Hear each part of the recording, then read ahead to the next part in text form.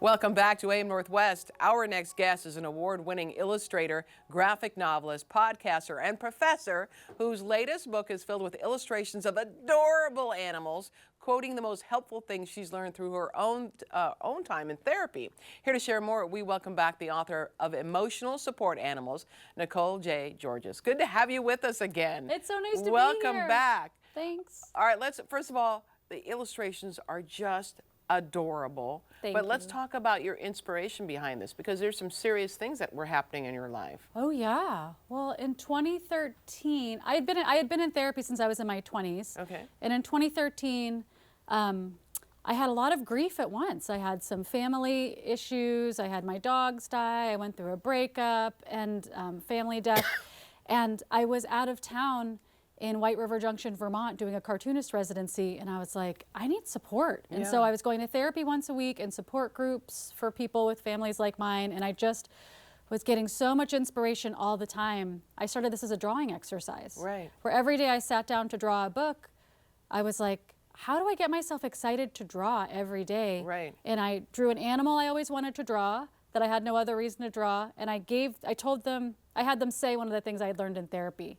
Which sometimes that's all you need. It's like one sentence of advice that can calm you down, right? Yeah, that kind of shifts your perspective. Right. And doing it, drawing is such a physical thing. It kind of grounds you. Yes. There's some part of your brain that feels the emotion of what you're drawing. Right, absolutely. While you're doing it. I get that. Let's take a look at a few of them. Let's start with, call them affirmations. Just because someone's having a big reaction doesn't mean I did anything wrong. It makes a lot of sense. It does. That's like one of the things I maybe have to tape on my just forehead. because someone's having a big reaction to something doesn't mean I did anything wrong. Yeah. That could just be how they are, right? It's so much about them. Yeah. It's about all the baggage each of us is carrying around, or all the different, different. Is that this one here? Oh. This one is, I think this one is about. What's this one? This The one alligator. says, when I take care of myself, I have more capacity to give. Oh, that's great. Yeah. Wow, I feel like this is Buddha says too. Yeah. That makes a lot of sense. Oh my God. Well, I'm involved in meditation too. Okay. As part of this.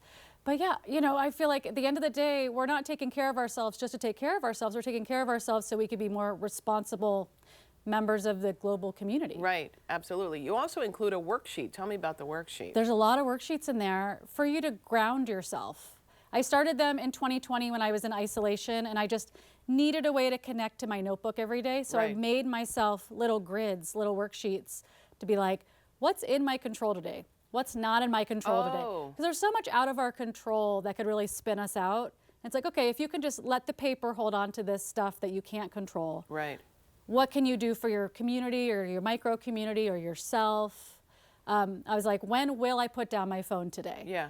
When will I reach out to be of service or help somebody else? When will I do something for my mind or my body today? Doing something for other people. Yeah. Is that a big part of helping you deal with grief?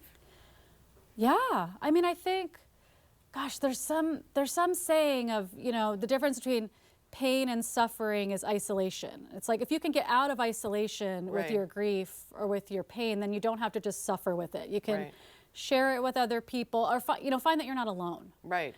And I think being of service, volunteering, helping other people, anytime you can actually be in connection with other people, you're both getting something out of it. Sure. And you're realizing you're not alone in that experience. No matter how big the experience is or how specific it feels, you're never alone. Yeah, absolutely. I want to read a few more affirmations if you don't mind. Please. You're not going to mess up something that's meant for you. What did that mean for you?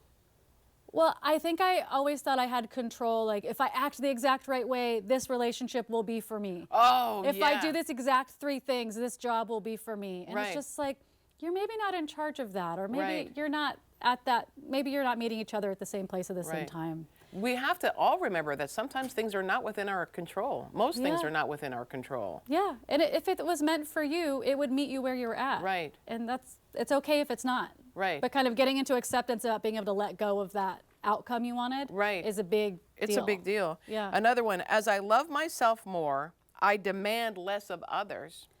Yeah. That's a good one. Thanks. I feel like sometimes, like, the less balanced I am in myself, the more I'm looking for external validation or care. Right. For things that actually are not theirs to do. Yeah. You know, some of that's my old stuff that I just need to soothe that has nothing to do with the people around me. Yeah.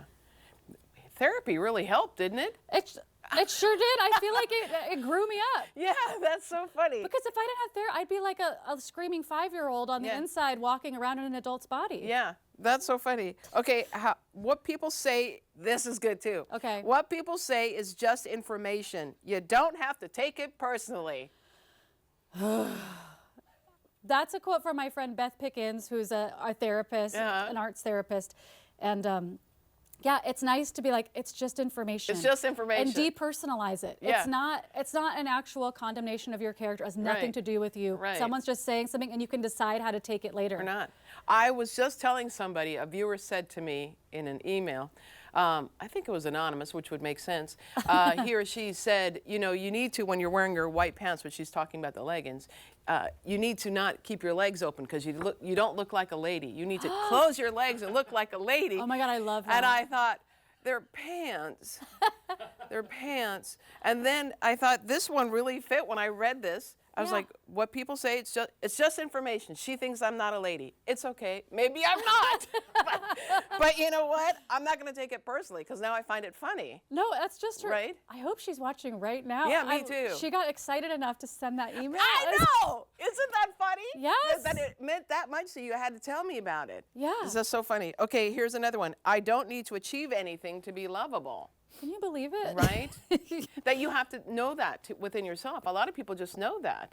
Yeah, but it's just, you know, I feel like a lot of us, like we work in different industries or whatever, where it's like, okay, if you can get to this echelon or this version of this job, that means that you have value. And you just have value being a human being on Earth or being any being on Earth. Right. You don't have to do anything special to be lovable. No, absolutely not. Right. And I'm lovable whether I sit like That's this. right. You sit like that. You could sit with your legs over the couch. It doesn't matter.